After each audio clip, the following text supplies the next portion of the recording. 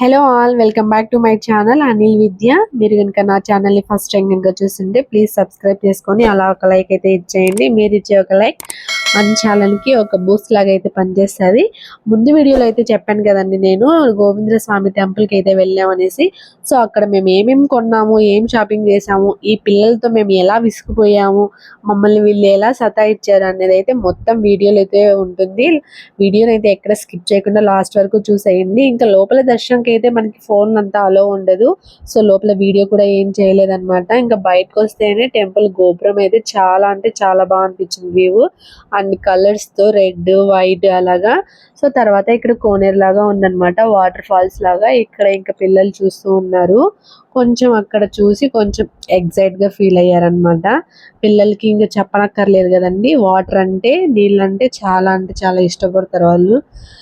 తర్వాత మేము టెంపుల్కి వెళ్ళి ఇంకా లోపలికి వెళ్ళి దర్శనం చేసుకొని బయట అయితే వచ్చేసి ఇంకా ఫైనల్లీ ఇలా ఇంకా పిల్లలతో అయితే వచ్చేసాము. తర్వాత షాపింగ్కి అయితే వెళ్ళిపోయాం. ఇక్కడ అయితే చిన్న పిల్లలు వీళ్ళ ట్రెండ్స్ అని చెప్పాను కదా, పాప వాళ్ళకి అయితే బ్యాంగిల్స్ తీసుకుంటున్నామండి. సో ఏ బ్యాంగిల్ తీసుకున్నాం ఏంటి అనేది అయితే నేను మళ్ళీ వీడియోలో అయితే లాస్ట్లో చూపిస్తాను. సో ఇక్కడైతే ఇంకా మా బాబు కూడా బ్యాంగిల్స్ చూస్తున్నాడు, వాడికి కూడా కావాలంటే. నువ్వు అమ్మాయి కాదని చెప్తున్నాము.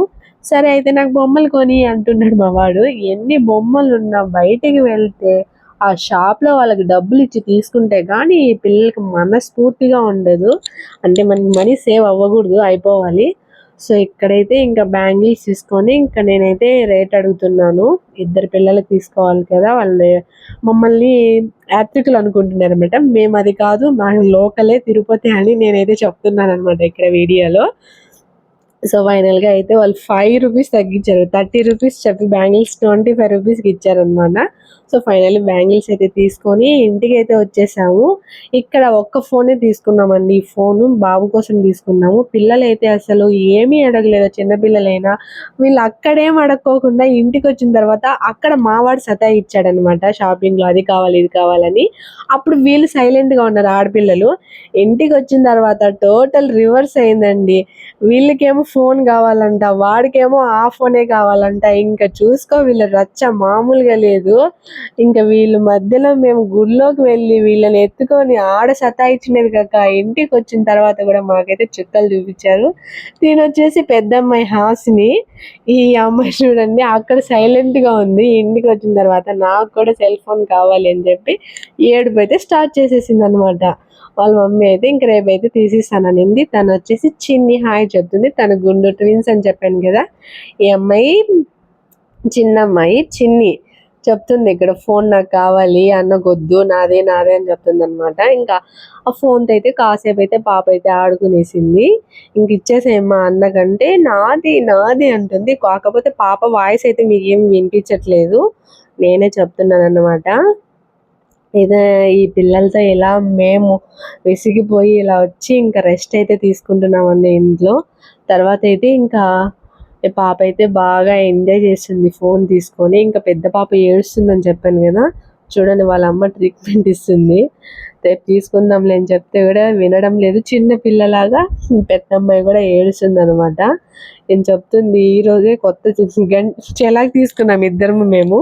అదే గంటెలాగా తీసుకున్నాం అనమాట. దోశ పెనం మీద మనము దోశ ఎత్తుతాం కదా, అది తీసుకున్నాము వుడ్ది. తర్వాత వాళ్ళ మమ్మీ చెప్తుంది, చూడు ఇప్పుడే తెచ్చాను కొత్తది, ఇంకా దీంతో పడుతుంది నీకు, సైలెంట్గా ఉండని చెప్పి వాళ్ళ మమ్మీ వార్నింగ్ ఇస్తుంది. అయినా కూడా నీది నీదే నాది నాదే అని చెప్పి వాళ్ళ అమ్మాయి ఎన్ని చెప్పినా కూడా ఆ అమ్మాయి మాత్రం ఏడుపు అయితే ఆగట్లేదు, ఏడుస్తూనే ఉంది.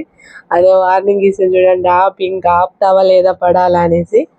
అయినా కూడా వినడం లేదండి. మీ ఇంట్లో కూడా పిల్లలు ఇంతేనా? మాకైతే అస్సలు ఈ పిల్లలతో అస్సలు అవ్వదండి. నేను ఒక్కనే ఎగలేనంటే వీళ్ళకైతే పాపం మా అక్కకి 3 పిల్లలు. ఈమె ఓపిక అయితే మనం మెచ్చుకోవచ్చు. ఇంకా నాకైతే హ్యాండ్సప్ అండి. నేనైతే ఒక్క బాబుని చూసుకోవడానికే నాకైతే విసుగైపోతా ఉంది. ఈ కాలంలో అసలు ఎవరు చూసుకోలేం, కానీ పాపం తినైతే 3 పిల్లల్ని హ్యాండిల్ చేయాలి. ఇంకా చిన్ని వచ్చేసి ఇంకా ఫోన్తో అయితే ఎగ్జైట్మెంట్ అవుతుంది. మా బాబుకి ఒక మామిడి పండు కోసి ఇచ్చాం, తింటున్నాడు. ఫైనల్లీ మేము ఏమేమి కొన్నాం అనేది అయితే ఇప్పుడు చూపిస్తాను. ఇదైతే డోర్కి వేసుకుంటాం కదా మనము, అటు సైడ్ ఇటు సైడు తోరణాలండి. ఇవి తోరణాలు. ఇవైతే నాకు 200 చెప్పాడు. కాస్ట్ కావాలా మీకు? 200 సంథింగ్ అలా చెప్పాడు. మేము 150 కార్ 100కో తీసుకున్నాము.